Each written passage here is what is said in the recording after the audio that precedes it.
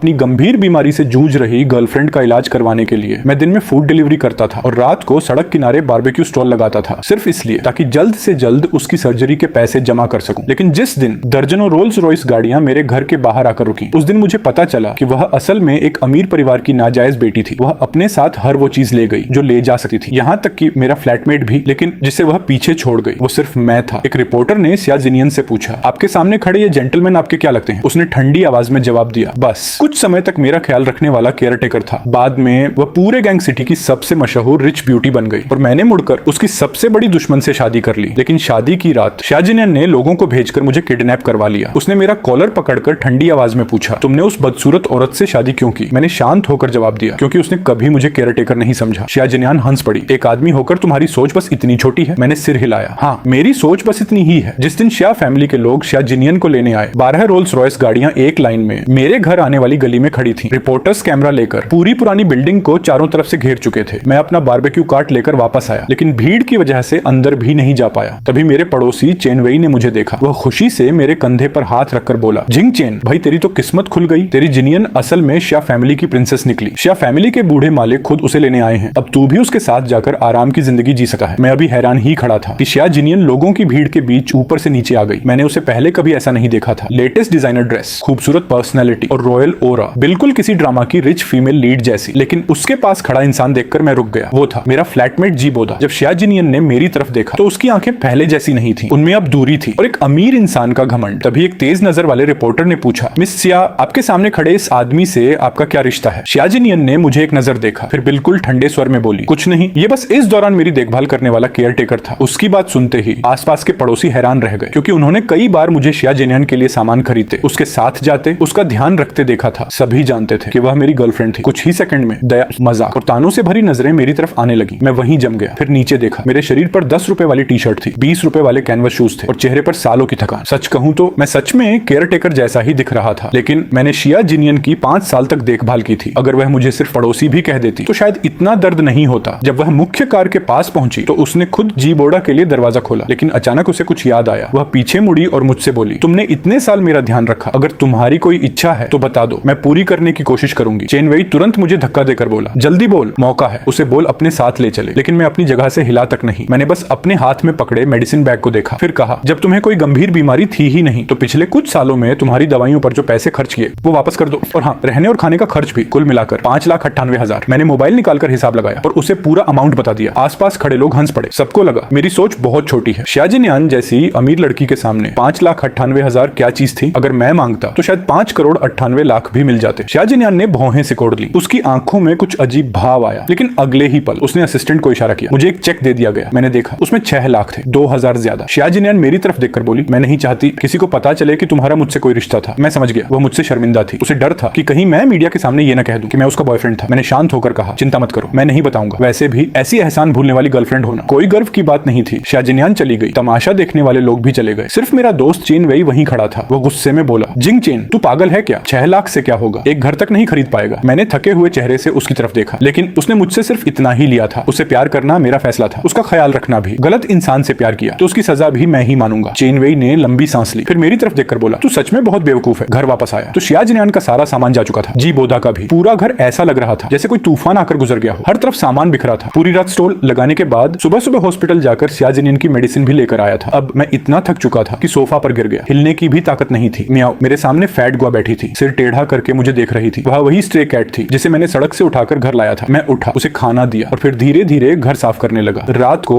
मैं हमेशा की तरह स्टॉल लगाने चला गया। सिया जिनियन के बिना मेरा खर्च सच में बहुत कम था, 6 लाख रुपए। मेरे जैसे इंसान के लिए शायद 20 साल तक काफी होते, लेकिन मेरा सपना था एक घर खरीदना, एक ऐसा घर जो सच में मेरा अपना हो। यूनिवर्सिटी के बाहर वाली फूड स्ट्रीट में मेरा बारबेक्यू स्टॉल सबसे ज्यादा चलता था। वहां के स्टूडेंट्स अक्सर मेरे पास आते थे, लेकिन उस दिन मेरे स्टॉल के सामने अचानक एक स्टाइलिश लड़की आकर खड़ी हुई। उसने कहा, बॉस 5 लैम्प स्क्यूअर्स देना और 10 लैम्प किडनी स्क्यूअर्स भी। हमेशा यंग स्टूडेंट्स को सर्व करने की आदत थी। ऐसी कस्टमर पहली बार आई थी। ऐसी लड़की को देखकर ही समझ आ जाता था कि वो किसी बहुत अमीर फैमिली की यंग लेडी है। मैं खुद को रोक नहीं पाया और उसे कुछ बार और ध्यान से देखा। उसकी बॉडी बहुत अच्छी थी, हाइट लगभग 170 सेंटीमीटर होगी, चेहरा खूबसूरत, पर्सनैलिटी बहुत एलिगेंट और देखने में बेहद अट्रैक्टिव। उसके बड़े वेवी हेयर थे, आंखें गहरी और खूबसूरत थी। चेहरे के फीचर्स में थोड़ा यूरोपियन मिक्स लुक जैसा शार्पनेस था। थोड़ी दूर गली के बाहर एक सिल्वर ग्रे लग्जरी कार खड़ी थी। कार की लाइट्स जल रही थी और अंदर ड्राइवर बैठा हुआ था। शायद वह उसी का इंतजार कर रहा था। मैंने इतने रोमांटिक नॉवेल्स पढ़ रखे थे कि मेरे दिमाग में तुरंत एक थर्ड क्लास लव स्टोरी बन गई कि शायद कोई रिच गर्ल अपनी यूनिवर्सिटी में पढ़ने वाले बॉयफ्रेंड के लिए बारबेक्यू खरीदने आई है। ये सोचकर मैं और भी ज्यादा मुस्कुराने लगा। ठीक है, बताइए पैक करना है या यहीं खाना है? मुझे पूरा यकीन था वो पैक करवाएगी, इसलिए मैंने पहले ही पैकिंग बॉक्स निकाल लिया। लेकिन अगले ही पल उस रिच गर्ल ने कहा यहीं खाऊंगी। मेरे हैरान चेहरे को इग्नोर करते हुए वह आराम से जाकर एक सीट पर बैठ गई। उसने लगभग 300 रुपए का ऑर्डर दिया था। मैं एक एक करके ग्रिल करता गया और उसे सर्व करता गया। जब तक मैंने पूरा ऑर्डर बनाया मेरे शरीर से पसीना निकल चुका था, लेकिन हैरानी की बात यह थी कि उसने भी पूरा खाना खत्म कर दिया। उसने आखिरी बाइट खाने के बाद कहा, बारबेक्यू अच्छा बनाते हो, खाना बनाने की स्किल कैसी है? मैं थोड़ा हैरान हो गया, फिर खुद की तरफ इशारा किया। आप मुझसे पूछ रही हैं? हाँ, कुकिंग ठीक कर लेता हूँ। स्टॉल लगाने से पहले मैंने खास तौर पर शेफ का काम सीखा था। ये सुनते ही रिच गर्ल ने तुरंत अपने एलवी बैग से एक कार्ड निकाला और मेरी तरफ बढ़ा दिया। मेरे घर पर्सनल शेफ बनने में इंटरेस्ट है। मैंने कार्ड उठाकर देखा, एचडी ग्रुप प्रेसिडेंट लियो रोयन। मेरा एक्सप्रेशन थोड़ा अजीब हो गया। लियो मैडम, आप कहीं मुझे खरीदने की कोशिश तो नहीं कर रही? उसने शांत होकर कहा, मंथली सैलरी 1 लाख। मैं तुरंत सीधा खड़ा हो गया। बिल्कुल, मुझे पता है लियो मैडम, ऐसी इंसान बिल्कुल नहीं है। 1 लाख सैलरी है ना, मैं कल से ज्वाइन कर सकता हूँ। ऐसा नहीं था कि मैं पैसों के आगे झुक गया, लेकिन उसने सच में बहुत ज्यादा ऑफर किया था, क्योंकि यांजिंग जैसी महंगी जगह में घर खरीदना मेरे छोटे से स्टॉल की कमाई से शायद पूरी जिंदगी काम करने के बाद भी मुश्किल था। अगले दिन मैं वही कार्ड लेकर लियो फैमिली विला इंटरव्यू देने पहुंच गया। दरवाजा खुद लियो रोयन ने खोला। वह ग्रे स्पोर्ट्स आउटफिट पहने हुए थी। लग रहा था अभी अभी मॉर्निंग रन करके लौटी थी। मुझे बड़े आयरन गेट के बाहर देखकर उसने खुद लॉक खोला और मुझे अंदर आने दिया। वह हाथ बांधे हल्के कदमों से आगे चल रही थी और मैं धीरे धीरे उसके पीछे। लियो फैमिली का घर बहुत बड़ा था। मेन गेट से लिविंग रूम तक पहुंचने में ही 7-8 मिनट लग गए। मैं चलते हुए आसपास ध्यान से देख रहा था, साथ ही उससे थोड़ा सावधान भी था। क्या पता कहीं ये कोई रिच फ्रॉड वुमन निकली तो। तभी अचानक धड़म, मैं सीधे उसके पीछे टकरा गया। एक हल्की सी खुशबू मेरी सांसों में भर गई। मैं जल्दी से पीछे हटा। सॉरी मिस लियो, मैंने जानबूझकर नहीं किया। मैंने घबराकर उसके कंधे पकड़ते हुए माफी मांगी। लियो रोयान आखिर खुद को रोक नहीं पाई। वो पलटकर मुझे देखने लगी। तुम सच में मुझे कोई फ्रॉड समझ रहे हो ना? मेरा चेहरा अजीब हो गया। क्या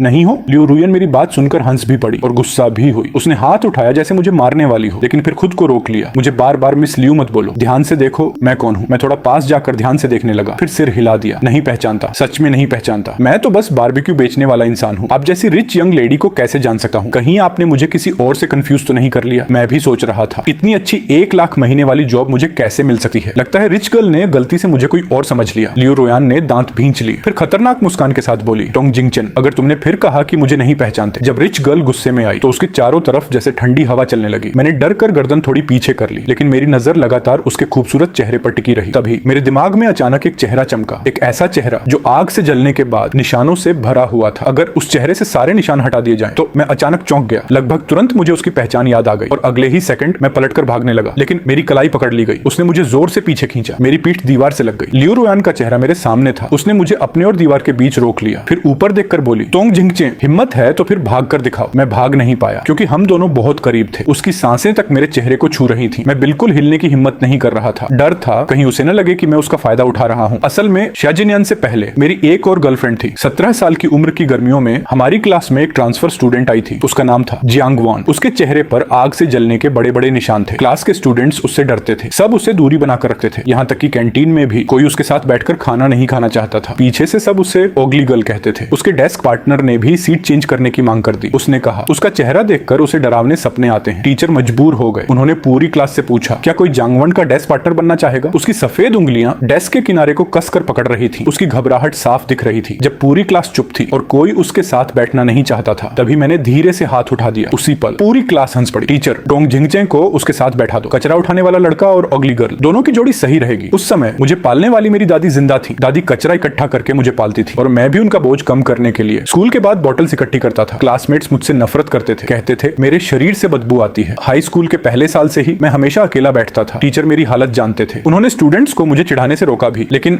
लोगों की सोच बदलना आसान नहीं होता। पीछे से सबने मेरा नाम रख दिया था, छोटा कबाड़ी। उस दिन मैंने सबकी हंसी इग्नोर की। अपनी शर्ट का किनारा पकड़कर घबराते हुए जियांग वैन से पूछा, जियांग वैन, क्या तुम मुझे अपना डेस्क पार्टनर बनने दोगी? मुझे डर था कहीं वह भी मेरी हालत से नफरत न करे, लेकिन जियांग वैन ने जोर से सिर हिलाया। जब तक तुम मुझसे नहीं डरते मैं तैयार हूँ। बाद में हमारी बातें बढ़ने लगी। धीरे धीरे मुझे पता चला जियांग वैन बहुत स्मार्ट थी। हर एग्जाम में पूरे ग्रेड में फर्स्ट आती थी। वह मुझे पढ़ाई में हेल्प करती और मैं उसे अपनी दादी के हाथों से बने राइस डंपलिंग्स ला कर देता। जब बाहर के लड़के उसे परेशान करते तो मैं बेसबॉल बैट लेकर उनसे लड़ जाता। जब मेरे पास खाना खाने के पैसे नहीं होते तो वह अपनी पॉकेट मनी का आधा हिस्सा मुझे दे देती। हाई स्कूल के आखिरी साल में उसने अचानक मुझे प्रपोज किया और कहा कि मैं उसके साथ उसी यूनिवर्सिटी में एडमिशन लूं। उसने मुझसे वादा किया था कि हम दोनों साथ में चिंगबे यूनिवर्सिटी में पढ़ने जाएंगे। मैंने उसका प्रपोजल स्वीकार कर लिया और अपनी पहली चॉइस में चिंगबे यूनिवर्सिटी भर दी। लेकिन प्रेफरेंस भरने की आखिरी रात मैं एक 5 स्टार होटल में पार्ट टाइम जॉब कर रहा था। वहीं मैंने जियांग वैन और उसकी फैमिली को डिनर करते देखा। उनके साथ एक बेहद हैंडसम लड़का भी था जो जियांग वैन के पास बैठा था। जब दोनों फैमिलीज के पेरेंट्स वॉशरूम की तरफ जा रहे थे तब वे आपस में बात कर रहे थे। वे कह रहे थे कि समर वेकेशन में वह लड़का जियांग वैन के साथ विदेश जाएगा जहां उसका ट्रीटमेंट होगा और वापस आने के बाद दोनों की एंगेजमेंट कर दी जाएगी। मैं मानता हूं, मैं इंफीरियर फील करने लगा था। घर वापस जाकर मैंने अपनी यूनिवर्सिटी चॉइस बदल दी। फिर जियांग वैन को एक मैसेज भेजा कि मुझे किसी और से प्यार हो गया है और मैं उससे ब्रेकअप करना चाहता हूं। मैसेज भेजने के बाद मैंने जियांग वैन के सभी कॉन्टेक्ट ब्लॉक कर दिए। किसी को पता नहीं चला कि मैं किस यूनिवर्सिटी गया और मुझे भी दोबारा कभी जियांग वैन की कोई खबर नहीं मिली। अगर उस दिन सिया जिनियन के घर लौटने की न्यूज में रिपोर्टर्स ने तुम्हारी फोटो ना ली होती तो शायद मुझे आज तक पता नहीं चलता कि तुम यंजिंग वापस आ चुके हो। लियू रोयान की आवाज में गुस्सा था। तुमने जिस दूसरी लड़की की बात कही थी क्या वो सिया जिनियन थी? मुझे उम्मीद नहीं थी कि ब्रेकअप के लिए बोला गया मेरा झूठ वह इतने सालों तक याद रखेगी। मैंने उसका हाथ हटाते हुए कहा वो थी या नहीं, अब इससे तुम्हारा कोई लेना देना नहीं। मुझे याद है मैंने तुमसे ब्रेकअप कर लिया था। लियू रोयान सच में गुस्सा हो गई। क्या मैं तुम्हारी पाली हुई कोई चीज हूँ? जब मन किया रिश्ता जोड़ लिया, जब मन किया तोड़ दिया। उसकी बात खत्म होते ही विला का दरवाजा खुल गया। अंदर से व्हाइट सूट पहने एक हैंडसम आदमी बाहर आया। वह बहुत खूबसूरत था, बिल्कुल किसी फेरी टेल के प्रिंस जैसा। मैंने उसे देखा था, वही लड़का जो उस दिन होटल रूम में लियू रोयान के साथ खाना खा रहा था। मुझे याद था दोनों फैमिलीज उनकी एंगेजमेंट की बात कर रही थी तो लियू रोयान का पहले से फियांसे था। फिर भी वह मुझे क्यों ढूंढ रही थी? क्या सबको लगता है कि मुझे हर्ट करना बहुत आसान है? टोंग जिंगचन, उस लड़के ने मुझे देखते ही आवाज लगाई। सिस्टर यान, आखिर आपने टोंग जिंगचन को ढूंढ ही लिया। उसकी आवाज बहुत खुश लग रही थी। मैं कंफ्यूज हो गया। ये लड़का आखिर लियू रोयान का क्या लगता है? लियू रोयान ने सिर हिलाया, फिर मेरी तरफ इशारा करके इंट्रोड्यूस करवाया। ये शिया जीशुआन है, शिया फैमिली का यंग मास्टर, और ये टोंग जिंगचे। लेकिन उसकी बात पूरी होने से पहले ही शिया जीशुआन दौड़कर मेरे पास आया और मेरा हाथ पकड़ लिया। मुझे पता है सिस्टर यान का बॉयफ्रेंड ना। मैं हैरान रह गया। लियू रोयान ने सच में बिना किसी डर के सबको बताया था कि मैं उसका बॉयफ्रेंड हूँ। जब शिया जिनियन मेरे साथ थी तब वह हेल्थी थी। बाद में अचानक उसका एक्सीडेंट हुआ। उसे लगा सिया फैमिली की मैडम उसे रास्ते से हटाना चाहती है क्योंकि वह एक इलेजिटिमेट डॉटर थी। इसीलिए उसने खुद को कमजोर और बीमार दिखाना शुरू कर दिया ताकि शिया फैमिली को लगे कि उससे कोई खतरा नहीं है। लेकिन मुझे कुछ पता नहीं था। मैं पैसे जोड़कर उसका ट्रीटमेंट करवाता रहा और बदले में उसने दुनिया से कहा कि मैं सिर्फ उसका केयर टेकर था। ये सोचकर मैंने लियू रोयान की तरफ देखा। मैं बस जानना चाहता था क्या मैंने इतने साल पहले उसे गलत समझ लिया था। लेकिन तभी शिया जीशुआन मेरे कान के पास आकर धीरे से बोला, भले ही सिस्टर यान तुम्हें पसंद करती हो लेकिन मैं ही लियू फैमिली द्वारा चुना गया फियांसे हूँ। खुद को देखो, आज की सिस्टर यान के लायक तुम्हारे अंदर क्या है। वह अब पहले वाली अगली गर्ल नहीं रही, लेकिन तुम आज भी वही बारबेक्यू बेचने वाले इंसान हो। मैं कुछ पल के लिए जम गया, फिर धीरे से अपना हाथ उसे छुड़ाया। लेकिन शिया जीशुआन अचानक ऐसे गिर पड़ा जैसे मैंने उसे धक्का दिया। वह जमीन पर बैठ गया, फिर मासूम चेहरा बनाकर बोला, ब्रोदर जिंगचे, आपने मुझे धक्का क्यों दिया? मैं तुरंत लियू रोयान की तरफ देखने लगा। खत्म। अब वही नॉवल वाला सीन होगा जहां ग्रीन टी विलन मुझे फंसा देगा। मुझे लगा लियू रोयान जरूर शिया जिक्सन के लिए मुझ पर गुस्सा करेगी, लेकिन उसने अजीब नजरों से जमीन पर बैठे शिया जीशुआन को देखा। क्या तुम्हें लगता है मैं अंधी हूँ? जिंगचे ने तुम्हें छुआ तक नहीं। फिर उसने ठंडी आवाज में कहा, मैंने पहले ही वार्निंग दी थी, मेरे घर मत आया करो। अब मेरे बॉयफ्रेंड के सामने ये ड्रामा क्यों कर रहे हो? फिर उसने मेरी तरफ देखा। जिंगचन, मुझे बताओ, उस समय जो मैसेज भेजा था वो झूठ था ना? तुम्हें किसी और से प्यार नहीं हुआ था, है ना? मैंने कुछ पल चुप रहकर कहा, हाँ भी और नहीं भी। वो मैसेज झूठ था, लेकिन बाद में मुझे सच में किसी और से प्यार हो गया था। भले ही सिया जिनियन ने मुझे पहले अप्रोच किया था, लेकिन मैंने 5 साल तक उसका ख्याल रखा था। उन 5 सालों की फीलिंग्स झूठ नहीं थी। मैं अपनी की हुई चीजों से भागना नहीं चाहता था, चाहे अंत में साबित हुआ कि मैं गलत था। बाद में मुझे पता चला जिया जिक्सन असल में सिया जिनियन का छोटा भाई था। लियू रोयान की उससे कोई एंगेजमेंट नहीं हुई थी। सब कुछ सिर्फ दोनों फैमिलीज के बुजुर्गों की इच्छा थी और मैं लियू फैमिली में लियू रोयान का पर्सनल शेफ बनकर रुक गया। लियू रोयान ने मेरे लिए एक अलग रूम भी अरेंज किया और वो भी उसके रूम के बिल्कुल बगल में। मुझे थोड़ा अजीब लगा, लेकिन असली सरप्राइज तो रात में मिला। जब मैं रूम में गया तो बेड पर ब्लैंकेट तक नहीं था। मैं हाउसकीपर के पास गया। हाउसकीपर ने बिना एक्सप्रेशन के कहा, आपकी सारी अरेंजमेंट मैडम ने खुद की है, ये मेरे कंट्रोल में नहीं है, आप उनसे पूछ सकते हैं। मजबूरी में मैं लियू रोयान के रूम का दरवाजा खटखटाने गया। अंदर से आवाज आई, आ जाओ। मैंने दरवाजा खोला। रूम में लियू रोयान दिखाई नहीं दी, लेकिन बाथरूम से पानी की आवाज आ रही थी। नहा रही है, फिर भी अंदर क्यों बुलाया? मैं कहने ही वाला था कि बाद में आता हूँ, तभी बाथरूम का दरवाजा खुल गया। लियू रोयान बाहर आई। उसके लंबे बाल अभी भी गीले थे और वह नाइट ड्रेस पहने हुए थी। मैं खुद को रोक नहीं पाया और कुछ पल उसे देखता रह गया। ऐसा नहीं था कि मेरी सोच गलत थी, बस उसका कॉन्फिडेंस और पर्सनैलिटी सच में बहुत अलग थी। वह मुझे सीधा देख रही थी, जैसे जानबूझकर मेरी रिएक्शन देखना चाहती हो। मैं जो 20 साल से ज्यादा सिंगल रहा था, इतना ऑकवर्ड हो गया कि अचानक मेरी नाक से खून निकल आया। लियू रोयान घबरा गई। वह जल्दी से मेरे पास आई, मेरा सिर ऊपर करवाया, मुझे बेड के किनारे बैठाया, फिर टिश्यू लेकर मेरी नाक साफ करने लगी और हल्के गुस्से से बोली, तुम इतने कमजोर दिल के कैसे हो? शिया जिनियन के साथ 5 साल रहे हो ना, पहले कभी लड़की नहीं देखी? मैंने थोड़ा दुखी होकर जवाब दिया। उसने कभी मुझे पास नहीं आने दिया। सच कहूं तो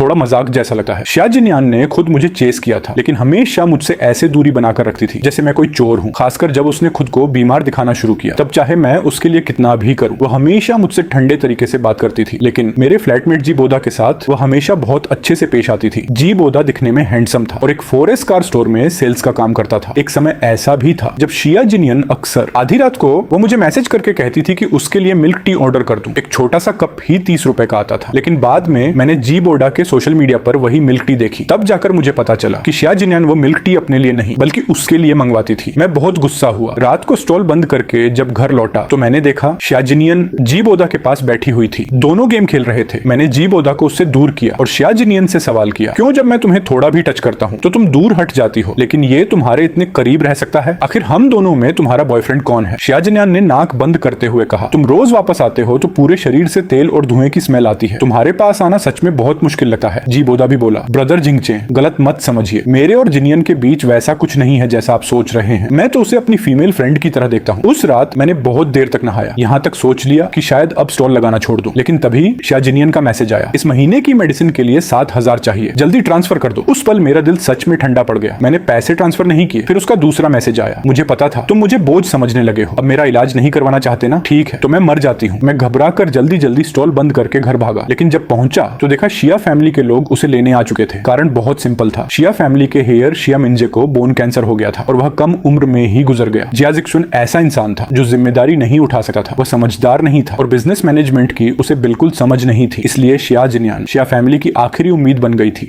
ओल्ड मास्टर शिया उसे बाहर भटकने नहीं दे सकते थे। मुझे लगा था ये सब सुनकर लियू रुयान मेरा मजाक उड़ाएगी, लेकिन उसने मुझे दर्द भरी नजरों से देखा और फिर मुझे कसकर हक कर लिया। जिंगचे, मुझे बताओ इन सालों में तुम्हारे साथ क्या क्या हुआ? असल में इन सालों की कहानी में बताने जैसा कुछ ज्यादा नहीं था। मैंने अपनी चॉइस बदलकर यंजिंग से सबसे दूर रोंगचेंग यूनिवर्सिटी चुन ली। सेकंड ईयर में मेरी मुलाकात शिया जिनियन से हुई। शिया जिनियन एक सिंगल पेरेंट फैमिली से आई थी। हर महीने उसका खर्च सिर्फ 700 रुपए था। उसकी रूममेट्स ब्रांडेड क्लोथ्स पहनती थी, महंगे स्किन केयर प्रोडक्ट्स इस्तेमाल करती थी, लेकिन उसके पास 80 रुपए की एक ड्रेस थी जो उसने 2 साल तक पहनी। उस समय मैंने पार्ट टाइम जॉब शुरू कर दी थी। मैं दादी से पैसे नहीं लेता था, बल्कि हर महीने बचाए हुए पैसे उन्हें भेज देता था। बचपन में मुझे छोड़ दिया गया था। मेरे असली पेरेंट्स कौन हैं मुझे नहीं पता। इस दुनिया में मेरी दादी ही मेरी एकमात्र फैमिली थी, लेकिन वो भी अचानक चली गई। कचरा उठाते समय उनका एक्सीडेंट हो गया, हॉस्पिटल ले जाया गया, लेकिन उन्हें बचाया नहीं जा सका। जब मुझे खबर मिली तो लगा जैसे मेरी पूरी दुनिया टूट गई। मैंने खुद से वादा किया था कि एक दिन दादी को आराम की जिंदगी दूंगा। वो छोटी सी बूढ़ी औरत भी मुझसे वादा करती थी कि 100 साल तक जिएगी, फिर वो अपना वादा कैसे तोड़ सकती थी? उस समय शिया जिनियन ने छुट्टी लेकर मेरे साथ जाने का फैसला किया। उसने मेरे साथ मिलकर दादी के अंतिम काम पूरे किए और मुझे फिर से खड़े होने की हिम्मत दी। दादी के एक्सीडेंट कॉम्पेंसेशन के 30 लाख मेरे अकाउंट में आए। स्कूल लौटने के बाद शिया जिनियन ने मुझे चेस करना शुरू कर दिया। उस वक्त मुझे लगता था मेरी जिंदगी में सिर्फ अंधेरा बचा है। मैं बिना वजह रोने लगता था। हॉस्पिटल गया तो डॉक्टर ने कहा कि मुझ में डिप्रेशन के साइंस हैं। शिया जिनियन रोज मेरे लिए खाना लाती, मुझे बाहर एक्टिविटीज में लेकर जाती, मेरे लिए छोटे छोटे सरप्राइज प्लान करती। धीरे धीरे वह मुझे उस अंधेरे से बाहर लेकर आई। इसलिए जब उसने मुझे प्रपोज किया तो मैंने हाँ कह दिया। लेकिन ग्रेजुएशन वाले साल शिया जिनियन का एक्सीडेंट हो गया। हॉस्पिटल से चेकअप करवाकर लौटने के बाद उसने मुझे बताया कि उसे एक खतरनाक बीमारी है। उस समय मैं बहुत डर गया। मुझे लगा कहीं वह भी दादी की तरह मुझे छोड़कर ना चली जाए। इसलिए मैंने अकेले कई जॉब्स करनी शुरू कर दी, बस उसके ट्रीटमेंट के पैसे जोड़ने के लिए। मैं हमेशा सोचता था कि एक दिन हमारा अपना घर होगा। जब उसकी हालत थोड़ी बेहतर हुई तो मैं उसे वापस यांजिंग ले आया, क्योंकि ये जगह दादी की कब्र के पास थी। अगर शिया जिनियन का इलाज सफल नहीं होता तो मैं चाहता था कि दादी के पास ही उसके लिए जगह बना दूं और हम तीनों हमेशा साथ रहे। लेकिन शिया जिनियन नहीं गई और मुझे अभी भी मेहनत करके पैसे कमाने थे। सब कुछ तब बदल गया जब हमारा नया रूममेट जी बोडा आया। जी बोडा मुझसे अलग था। मैं फूड स्ट्रीट पर बारबेक्यू बेचता था। हर दिन धुआं और तेल मेरे कपड़ों में बस जाता था। लेकिन जी बोडा यंग था, फैशन समझता था, अच्छे कपड़े पहनता था। शिया जिनियन ने उसे पहली बार देखा और जैसे उससे इंप्रेस हो गई, यहाँ तक कि वह भूल गई कि वह खुद को पेशेंट बताती है और खुशी खुशी उसका सामान उठाने लगी। मेरे पड़ोसी चेन वे अक्सर कहते थे क्यों ना शिया जिनियन कोई पार्ट टाइम जॉब कर ले, महीने के 2-3 हजार भी आएंगे तो ठीक रहेगा। देखो तुम कितना थक जाते हो। मैं हमेशा सिर हिला देता। उसकी तबीयत ठीक नहीं है, मुझे थकने से फर्क नहीं पड़ता। चेनवे इस बात पर हंसता था, तबीयत खराब है लेकिन जी बोडा का सामान उठा सकती है। पिछली बार तुम्हारी बारबेक्यू कार्ट रास्ते में खराब हुई थी, तब वो मदद करने क्यों नहीं आई? मैंने कहा मैंने उसे कॉल नहीं किया था। असल में मैंने झूठ बोला था। मैंने शिया जिनियन को 10 से ज्यादा कॉल्स किए थे, लेकिन उसने एक भी नहीं उठाया। जब मैं घर लौटा तब पता चला कि जीबोदा का बर्थडे था। उसने घर में पार्टी रखी थी और शिया जिनियन भी उसी में बिजी थी। उसने जीबोदा को 8,000 से ज्यादा कीमत वाला ब्रेसलेट गिफ्ट किया था। जब मैं उसे कॉल कर रहा था उसका फोन सोफा पर पड़ा था और उसके फ्रेंड्स मजाक में कह रहे थे कि शिया जिनियन खुद जीबोदा को ब्रेसलेट पहनाए। ये सब मुझे बाद में गलती से एक वीडियो देखकर पता चला। मैंने शिया जिनियन से पूछा था क्या तुम मेरे साथ साथ नाइट मार्केट चल सकती हो, बस पैसे कलेक्ट करने में हेल्प कर देना। कभी कभी ज्यादा भीड़ में कस्टमर्स बिना पैसे दिए चले जाते हैं, ज्यादा देर नहीं लगेगी। लेकिन उसने ठंडे अंदाज में कहा, अगर मुझे रखना नहीं चाहते तो सीधा बोल दो। कौन एक बीमार इंसान से काम करवाता है? और सच कहूं, तुम थोड़ा बेवकूफ हो, पहले पैसे ले लिया करो फिर खाना देना, फिर कोई भागेगा ही नहीं। बाद में एक दिन कुछ कस्टमर्स ने ज्यादा ड्रिंक कर ली थी, उनमें से एक लड़की ने गलत हरकत कर दी और मामला पुलिस स्टेशन तक पहुंच गया। होश आने के बाद उस लड़की ने कहा कि वह बस पीछे से टिश्यू लेना चाहती थी और मजाक उड़ाते हुए बोली, अंकल खुद को देखो, मैं आपसे 5 साल छोटी हूँ, मुझे आपसे ऐसा करने की क्या जरूरत है। तभी शाजिनियन वहां पहुंची। उसके चेहरे पर साफ दिख रहा था कि उसे लग रहा है मैंने उसकी बेइज्जती करवा दी। वह मुझे खींच कर वहां से ले गई। घर वापस आने के बाद जीबोदा भी बोला, ब्रदर जिंगचन, शायद आपने सच में उस लड़की को गलत समझ लिया। आमतौर पर लड़कियों को बॉयफ्रेंड की कमी नहीं होती, और सच कहूं, आपके शरीर पर इतना ऑनियल और स्मोक की स्मेल रहती है, कोई नॉर्मल लड़की आपको उस नजर से नहीं देखेगी। शाजिनियन का चेहरा ठंडा पड़ गया। उसने मुझे बाथरूम में भेजते हुए कहा, जल्दी जाकर अच्छे से नहा लो। मैं साफ महसूस कर सकता था कि शाजिनियन का मेरे लिए एटीट्यूड बदल चुका था। वह अब यूनिवर्सिटी के दिनों की तरह मेरा साथ नहीं देती थी और ना ही मेरे लिए कुछ करना चाहती थी। मैं अपनी आंखों के सामने उसे बदलते देख रहा था, लेकिन कुछ नहीं कर सकता था। लियो रुयान से दूर रहने के इन सालों में मैं सच में ज्यादा खुश नहीं था, खासकर जब मुझे पता चला कि लियो रुयान और शिया जिशुअन की एंगेजमेंट कभी हुई ही नहीं थी। तब मुझे लगा मैं तो खुद ही दर्द चुनने वाला एक धोखेबाज निकला। लियो रुयान ने मेरा चेहरा अपने हाथों में लिया और मुझे उसकी आंखों में देखने के लिए मजबूर किया। तुम गलत कह रहे हो, टोंग जिंगचन किसी के बिना भी अच्छी जिंदगी जी सकता है। वह कभी किसी से कम नहीं था, चाहे वो हाई स्कूल वाला टोंग जिंगचेन हो जो अपनी दादी के साथ बॉटल्स इकट्ठी करता था, या फिर वो टोंग जिंगचेन जो स्टॉल लगाकर पैसे कमाता था और अपनी गर्लफ्रेंड का इलाज करवाता था। वो हमेशा एक जैसा था, ईमानदार और सेल्फ रिस्पेक्ट वाला। शाजिनियन वो बेवकूफ थी जिसने तुम्हारी वैल्यू नहीं समझी। एक दिन उसे जरूर एहसास होगा कि उसने कितनी कीमती चीज खो दी। क्या सच में ऐसा था? पहली बार किसी ने कहा था कि मेरे अंदर सेल्फ रिस्पेक्ट है, और ये इंसान मेरी वही पुरानी गर्लफ्रेंड थी। मैं खुद को रोक नहीं पाया और पूछा, और तुम जियांग वैन से लियो रुयान कैसे बन गई? लियो रुयान हल्का मुस्कुराई। मेरी कहानी काफी सिंपल है। जब मेरे पेरेंट्स का डिवोर्स हुआ तब मैं छोटी थी। मेरी कस्टडी मेरी मॉम को मिली, इसलिए मैंने उनका सरनेम इस्तेमाल किया। बाद में दोनों फिर से साथ आ गए तो मैं लियो फैमिली वापस आ गई और अपना नाम बदल लिया। मेरी नजर उसके चेहरे पर गई। मैंने अनजाने में हाथ बढ़ाया और तुम्हारा चेहरा। लियो रुयान ने आराम से एक फोटो निकाली, मेरी मॉम की यंग एज वाली फोटो के हिसाब से सर्जरी करवाई। कई सर्जरीज और रिपेयर के बाद ये रिजल्ट आया। कैसी लग रही हूँ? कैसी? सिर्फ अच्छी नहीं, परफेक्ट थी। मेरे सामने खड़ी लियो रुयान उस फोटो वाली औरत से कम 70% मिलती थी। शायद यही उसका असली चेहरा होना चाहिए था। जब से मैं लियो रुयान का पर्सनल शेफ बना था, मैंने उसके लिए सबसे ज्यादा स्वीट एंड सावर फिश बनाई। कई दिन बीत गए लेकिन डिश बदली ही नहीं। अब तो मैं इतना एक्सपर्ट हो गया था कि आधे घंटे में सब तैयार कर देता था। सच कहूं, 1 महीने के 1 लाख लेना मुझे थोड़ा गिल्टी फील करवाता था, खासकर इसीलिए क्योंकि वह रोज घर आते समय मेरे लिए कुछ ना कुछ लेकर आती थी। कभी वॉच, कभी फ्लावर्स, तो कभी ऑक्शन से खरीदी हुई कोई कीमती एंटीक चीज। मैं मना करता तो जबरदस्ती मेरे हाथ में रख देती। लगातार आधा महीना ऐसा चलने के बाद मैं आखिर लियो रुयान के पास गया और कहा, असल में मुझे दूसरी डिशेस भी बनानी आती हैं, जैसे shrimp egg, royal tofu, braced fish वगैरह। लियो रुयान उस समय स्टडी रूम में डॉक्यूमेंट्स देख रही थी। मेरी बात सुनकर उसने सिर उठाया, अगर सच में कुछ और करना चाहते हो तो मेरे साथ एक बैंक्वेट में चलो। मैं हैरान होकर खुद की तरफ इशारा करने लगा। लियो रुयान ने सिर हिलाया। मैं तुरंत निराश होकर बोला, मेरा लुक शायद वहां के लिए सही नहीं होगा। लियो रुयान उठी और मेरा हाथ पकड़कर बाहर ले जाने लगी। किसने कहा? हर इंसान का एक चमकदार रूप होता है, बस कभी कभी उसे बाहर लाने के लिए पैसे चाहिए होते हैं। लियो रुयान मुझे स्टाइलिंग करवाने ले गई, नए क्लोथ्स खरीदे और देखते ही देखते मेरा पूरा लुक बदल गया। अब मैं ज्यादा स्टाइलिश और कॉन्फिडेंट लग रहा था। कहा गया कि हम जिस फंक्शन में जा रहे थे वह जिंग सर्कल की 100 साल पुरानी फैमिली के ओल्ड मास्टर टोंग का 17वां बर्थडे था, लेकिन वहां अचानक शाजिनियन मिल गई। इस बार शाजिनियन के साथ जीबोदा नहीं था, बल्कि उसका भाई शाजिक्सुआन था। शाजिक्सुआन ने जब मुझे लियो रुयान का हाथ पकड़े देखा तो उसकी आंखों में गुस्सा भर गया। शाजिनियन भी वैसी ही थी, वह मुझे अविश्वास से देख रही थी, ठीक वैसे ही जैसे शिया फैमिली के उसे लेने आने वाले दिन मैं उसे देख रहा था। पिछली बार सच सामने आने के बाद शाजिक्सुआन ने एक्टिंग करना छोड़ दिया था। वह सीधे बोला, सिस्टर यान, क्या आप सच में मुझे छोड़कर एक बारबेक्यू बेचने वाले के साथ रहना चाहती हैं? मैं उससे ज्यादा हाई क्लास हूँ, वह आपको दे ही क्या सकता है? लियो रुयान मुस्कुराई, तुम 24 साल के हो गए हो ना, आज तक खुद 1 रुपया कमाया है? तुम्हारा ये हाई क्लास होना क्या है? सिर्फ जन्म? शाजिशुआन का चेहरा खराब हो गया। अच्छी फैमिली में पैदा होना भी एडवांटेज है ना? लियो रुयान ने सिर हिलाया। हाँ, अच्छा, जन्म एक एडवांटेज जरूर है, लेकिन ये दूसरों को छोटा समझने की वजह नहीं है। याजिक्सुआन के पास जवाब नहीं था। इसके उलट याजिनियन मुझे ठंडी नजरों से देखने लगी। टोंग जिंगचन, तो इसलिए तुम मुझसे माफी मांगने नहीं आए? वह कुछ पल रुकी, फिर हंसकर बोली, तुम्हारी सोच बस इतनी ही है? मैंने मजबूती से सिर हिलाया। हाँ, बस इतनी ही है। शाजिनियन गुस्से से दांत भींचने लगी, लगभग उसके हाथ का वाइन ग्लास टूटने वाला था। शाजिक्सुआन घमंड से बोला, टोंग जिंगचे, ज्यादा खुश मत हो। अगर आज मेरी सिस्टर ओल्ड मास्टर टोंग की ग्रैंड डॉटर से रिलेशन बना लेती है तो हमारी स्या फैमिली जिंग सर्कल की सबसे अमीर फैमिली बन जाएगी। उस समय हमारे साथ रिश्ता जोड़ने वालों की लाइन लग जाएगी और तुम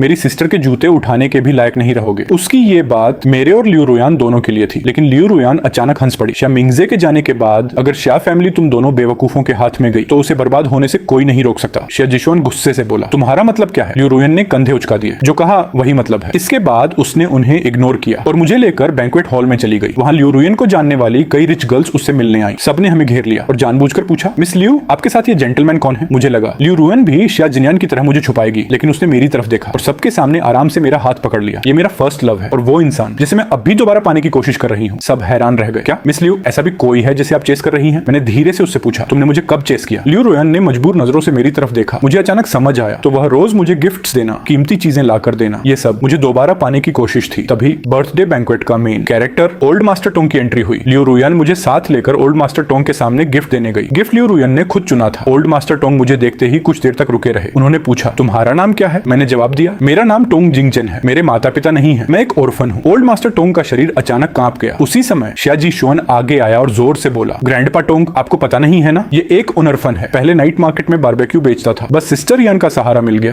तो अब अच्छे कपड़े पहनकर बड़ा आदमी बनने का ड्रामा कर रहा है। उसकी बात सुनते ही सभी लोग अजीब नजरों से मुझे देखने लगे, जैसे मैं कोई ऐसा आदमी हूँ जो किसी औरत के सहारे ऊपर पहुंचा हो। लियू रुयन तुरंत मेरे आगे खड़ी हो गई और मजबूती से बोली, ग्रैंडपा टोंग, शिया जिक्सुन की बातों पर ध्यान मत दीजिए। जिंगचेन ने सच में नाइट मार्केट में बारबेक्यू बेचा है, लेकिन उसने अपनी मेहनत से पैसे कमाए। मुझे नहीं लगता इसमें शर्म करने जैसी कोई बात है। ओल्ड मास्टर टोंग ने सहमति में सिर हिलाया। फिर उन्होंने किसी को एक फोटो लाने को कहा और मुझे दिखाया। फोटो में एक छोटा लड़का था, लगभग 4-5 साल का। उन्होंने पूछा, क्या तुम इसे पहचानते हो? मैं जम गया, क्योंकि फोटो वाला बच्चा बचपन के मेरे जैसा ही दिख रहा था। मेरे घर में एक पुराना एल्बम था जिसमें दादी ने मुझे मिलने के बाद हर साल मेरी फोटोज खींच कर रखी थी। वह कहती थी कि बड़े होने पर ये यादें रहेंगी। उसी पल मुझे कुछ समझ आया। मैंने अविश्वास से ओल्ड मास्टर टोंग को देखा। ओल्ड मास्टर टोंग ने कहा, ये मेरा छोटा ग्रैंडसन है। बाद में उसे ह्यूमन ट्रैफिकर्स उठा ले गए थे। हमने उसे ढूंढने की बहुत कोशिश की, लेकिन कभी नहीं मिला। आज तुम्हें देखकर पता नहीं क्यों लगा कि तुम उससे बहुत मिलते हो। आखिरी शब्द बोलते बोलते ओल्ड मास्टर टोंग की आवाज कांपने लगी। मैं भी खुद को रोक नहीं पाया। वो मेरी 5 साल की फोटो जैसा ही है। ये कहते हुए मैंने अपने फोन में सेव की हुई पुरानी फोटो उन्हें दिखाई। ओल्ड मास्टर टोंग ने फोटो देखते ही गहरी सांस ली, लेकिन उन्होंने तुरंत मेरा रिश्ता कंफर्म नहीं किया, बल्कि पूछा, क्या तुम्हें परेशानी होगी अगर मैं तुम्हारे बाल से डीएनए टेस्ट करवाऊं? मैंने सिर हिला दिया। मैं भी जानना चाहता था कि इस दुनिया में मेरा कोई अपना बचा है या नहीं। ओल्ड मास्टर टोंग ने मेरा एक बाल लिया और असिस्टेंट को देते हुए कहा, जल्दी करो, ऑर्गन टेस्ट करवाओ। बर्थडे बैंक्वेट अचानक फैमिली रियूनियन बैंक्वेट बन गया। सबके चेहरे पर अलग अलग एक्सप्रेशन थे, खासकर शिया जिनियन। वो वाइन ग्लास पकड़े मुझसे भी ज्यादा नर्वस लग रही थी। काफी देर बाद ओल्ड मास्टर टोंग का फोन बजा। दूसरी तरफ असिस्टेंट की खुश आवाज आई, ओल्ड मास्टर, रिजल्ट आ गया है। मिस्टर टोंग जिंगचेन और यंग मास्टर टोंग के बीच ब्लड रिलेशन 99.9% मैच है। ये सुनते ही ओल्ड मास्टर टोंग का फोन हाथ से गिर गया। उनके पास खड़ी एक औरत भाग कर आई और मुझे हग करते हुए रोने लगी। मेरे छोटे भाई शिया जिशुआन का चेहरा सफेद पड़ गया। ये कैसे हो सकता है? एक बारबेक्यू बेचने वाला टोंग फैमिली का खोया हुआ यंग मास्टर कैसे हो सकता है? सिस्टर, कुछ बोलो, अब हम क्या करेंगे? शिया जिनियन के हाथ में पकड़ा वाइन ग्लास टूट गया। कांच के टुकड़े उसके हाथ में चुभ गए और खून निकलने लगा। इस टोंग फैमिली ने मेरे लिए ग्रैंड रिकॉग्निशन सेरेमनी रखी और मेरी और लियू रुयन की एंगेजमेंट भी अनाउंस कर दी। लेकिन किसी ने सोचा नहीं था कि एंगेजमेंट से एक रात पहले शिया जिनियन ने मुझे किडनैप करवा लिया। शिया ग्रुप की बिल्डिंग्स की छत पर शिया जिनियन ने मेरी आंखों से पट्टी हटाई। उसने मेरे पैर पकड़े और पागलों जैसी हालत में मेरी तरफ देखते हुए कहा, जिंगचेन, इस लियू रुयन से शादी मत करो। उसे तुम्हारी असली पहचान पहले से पता थी। वह बस तुम्हारे स्टेटस और उससे मिलने वाले फायदे चाहती है, इसलिए तुमसे शादी करना चाहती है, वरना वह तुम्हें बैंक्वेट में क्यों ले जाती? वह खुद तुम्हें ओल्ड मास्टर टोंग के सामने क्यों लेकर गई? मैं हंस पड़ा। अगर मेरी पहचान से उसे फायदा मिलता है तो मैं चाहता हूँ कि उसे फायदा मिले, ठीक वैसे ही जैसे जब तुम मेरी गर्लफ्रेंड थी तो मैं तुम्हारा ख्याल रखना चाहता था। शिया जिनियन रुक गई। कुछ देर बाद उसने अविश्वास से पूछा, तुम्हें फर्क नहीं पड़ता अगर उसके प्यार के पीछे कोई मकसद हो? मैंने उल्टा पूछा, जब तुमने मुझे अप्रोच किया था क्या तुम्हारा कोई मकसद नहीं था? 30 लाख का कॉम्पेंसेशन मनी। यूनिवर्सिटी के समय वाली शिया जिनियन को लगा था कि मेरे साथ रहने से उसकी जिंदगी आसान हो जाएगी। बस अफसोस कि मैंने उसका प्रपोजल स्वीकार करने के बाद भी, उसके कितने भी समझाने पर, मुश्किल समय में भी उस पैसे को हाथ नहीं लगाया। मेरे लिए वो पैसे मेरी दादी की जिंदगी की कीमत थे। शिया जिनियन जमीन पर बैठ गई।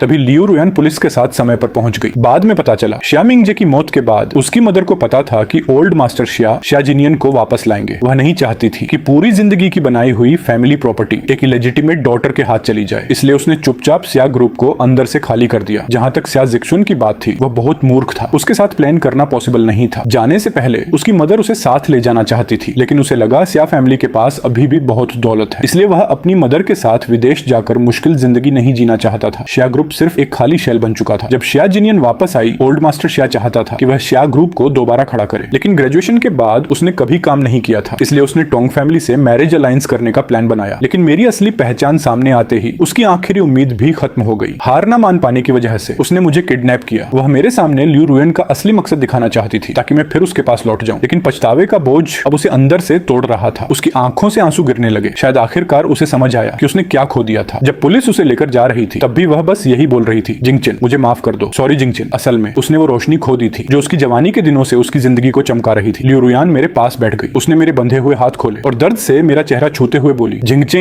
मैं एक्सप्लेन कर सकती हूँ। मुझे शुरुआत से तुम्हारी पहचान नहीं पता थी। जब तुमने मुझे बताया कि दादी के जाने के बाद तुम अकेले हो, तभी मैंने तुम्हारी फैमिली ढूंढने का फैसला किया। ओल्ड मास्टर टोंग के बैंक्वेट से 1 घंटा पहले जब तुम स्टडी रूम में आए थे, मेरे हाथ में तुम्हारी सारी इन्फॉर्मेशन थी। मैंने तुम्हारी फैमिली अपने लिए नहीं ढूंढी, मैं बस चाहती थी कि इस दुनिया में तुम्हें प्यार करने वाले और लोग हों। मैंने उसे कसकर गले लगा लिया और उसके माथे को किस किया। मुझे पता है, सब पता है। अगर वह सच में सिर्फ फायदे के लिए मेरे साथ होती तो मेरे जाने के बाद वह बहुत पहले शाह जिशुआन से शादी कर चुकी होती, क्योंकि उस समय शाह फैमिली बहुत पावरफुल थी। फिर वह मेरा इंतजार क्यों करती? मैंने शाह जिनियन से वो बातें सिर्फ इसलिए कही ताकि उसका भ्रम टूट जाए, क्योंकि कभी उसने भी सबके सामने कहा था कि मैं सिर्फ उसका केयर टेकर हूँ। आने वाली पूरी जिंदगी वह हमेशा मेरे लिए पछतावे के साथ जिएगी। मुझे यकीन है अगर भविष्य में उसे कोई दूसरा आदमी मिला भी तो वह चुपचाप उसकी तुलना मुझसे करेगी। अगर वह आदमी मेरी तरह बिना किसी शर्त के पूरे दिल से उसके लिए सब कुछ नहीं कर पाया तो वह हमेशा अपने ही मन के सवालों में उलझी रहेगी। इस जिंदगी में वह फिर कभी सच में खुश नहीं रह पाएगी। और मेरे और उसके बीच अब सारे एहसान और शिकायतें खत्म हो चुकी थी। शादी वाले दिन मैंने कस्टम मेड सूट पहना हुआ था। अपने परिवार के साथ मैं धीरे धीरे उस खुशी की तरफ बढ़ रहा था जो सच में मेरी थी। रेड कारपेट के दूसरे छोर पर व्हाइट वेडिंग ड्रेस पहने खूबसूरत और एलिगेंट लियू रोयन खड़ी थी। उसकी आंखों में मेरे लिए सिर्फ प्यार था। वह मुस्कुराते हुए मेरी तरफ देख रही थी। उसी समय शाह जिनियान का फैसला भी आ गया। किडनैपिंग के आरोप में उसे 10 साल की सजा सुनाई गई। एक तरफ हमारी शादी की घंटियां बज रही थी और दूसरी तरफ कोर्ट के फैसले का हथौड़ा गिर रहा था। उस दिन से मैं रोशनी की तरफ बढ़ गया और वह अपने बनाए हुए अंधेरे रास्ते पर चली गई। कहानी समाप्त।